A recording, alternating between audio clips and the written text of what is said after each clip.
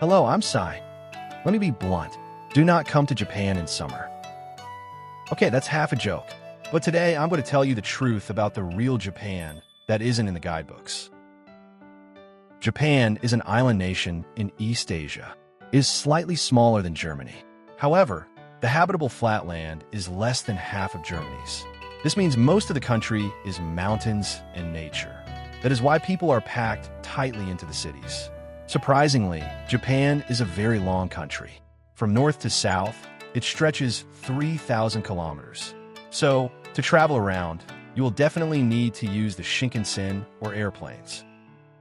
Japan is divided into 47 prefectures. However, the big five cities are Tokyo, Sapporo, Nagoya, Osaka, and Fukuoka. If it's your first trip, I recommend booking your hotel in these cities as a base. That will make traveling much easier. Other than that, Kyoto, Hiroshima, and Okinawa are incredibly popular both domestically and internationally. They are absolute must-visit destinations. What I love most about Japan is its beautiful four seasons. In spring, cherry blossoms bloom in full glory. Summer lights up the night sky with grand fireworks. Autumn dyes the forests in vibrant colors. And winter transforms the land into a magical silver world of snow. However, due to recent environmental changes, these beautiful seasons are acting a little strange. Summers have become too hot. Comfortable springs and autumns end in a flash, and there is less snow in winter than before. The best seasons to travel to Japan are from March to May and October to November. The weather is mild, so you will have a very comfortable stay. Conversely, I absolutely do not recommend visiting from July to September. There are two reasons. First, the localized heavy rain caused by the rainy season and typhoons. Depending on the region, this can affect flights and trains, potentially ruining your travel plans. Second, the dangerously hot summer. Summer in Japan is not just hot. The humidity is terrible. It is like a sauna. The shade is hot, the wind is hot, and even the nights are hot. It is literally hell. Be careful, or your best memory of the trip might end up being the beautiful ceiling of your hotel room. Regarding winter travel, if you are in Tokyo or Osaka, you rarely need to worry about snow. However, it is a different story if you visit Hokkaido or the Sea of Japan coast. You must be careful of dokiyuki. This refers to an explosive amount of snow falling in a very short time. If you are unlucky, public transportation may stop completely. So, if you are heading to these areas, checking the weather forecast is essential. There's one more period you should absolutely avoid. The 2 weeks starting from the end of April, known as Golden Week. Because of consecutive public holidays, schools and companies are closed, and everywhere you go will be flooded with people. Hotel prices will skyrocket, and you won't even be able to make a reservation. Trust me on this. It is wise to skip this period.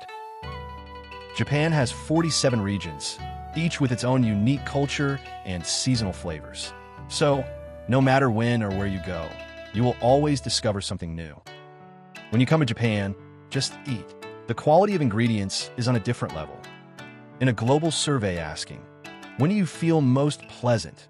People in most countries ranked intimacy with their partner as number one. However, only Japanese people answered, when eating delicious food. This result perfectly represents our deep love and endless pursuit of culinary perfection. One bite, and you will surely understand why we chose food over love. Now about sightseeing. Temples and shrines, where you can feel Japanese culture, are countless throughout Japan. There are detailed rules for visiting, but don't worry. Do not shout. Stay out of restricted areas. As long as you show basic respect, there will be no problem. In Japan, there is a golden rule that we are taught from childhood. Do not cause trouble for others, and leave things cleaner than you found them. Nationality doesn't matter. If you follow these manners, you will be welcomed everywhere. On the other hand, when visiting castles, I strongly recommend hiring an English-speaking guide. Castles are full of hidden traps and tricks designed to defeat enemies that you wouldn't notice just by looking. With a guide, you will end up knowing more about the castle than the Japanese tourists who are just taking photos. Let me be honest. Language will be an issue in Japan. However, many Japanese people want to help you when they see you in trouble. They're just shy and lack confidence in their English. So, if you need help, just say, Sumimasen, or show them a translation app. That alone will break down the language barrier. To have a great trip, you need not only research skills, but also the skill to ask for help. Finally, let me introduce the ultimate item that makes traveling dramatically easier. Transportation IC cards like Suica or Pasmo. Physical cards are good, but if you're an iPhone user, the Welcome Suica mobile app is very convenient. You can charge it with a credit card and ride trains and buses just by tapping at the gate. And here's some great news. Starting from autumn 2025, you can now purchase tickets for Shinkansen and limited express trains directly on this app.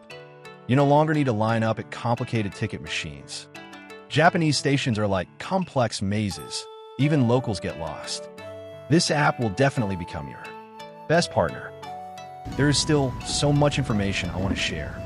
Hidden spots in the 47 regions, must-eat gourmet food, the best onsens and souvenirs. Please tell me in the comments. What kind of information do you want to know? Or, if you have visited Japan before, what trouble did you face? I will continue to share real information that isn't in guidebooks, from the perspective of a local resident.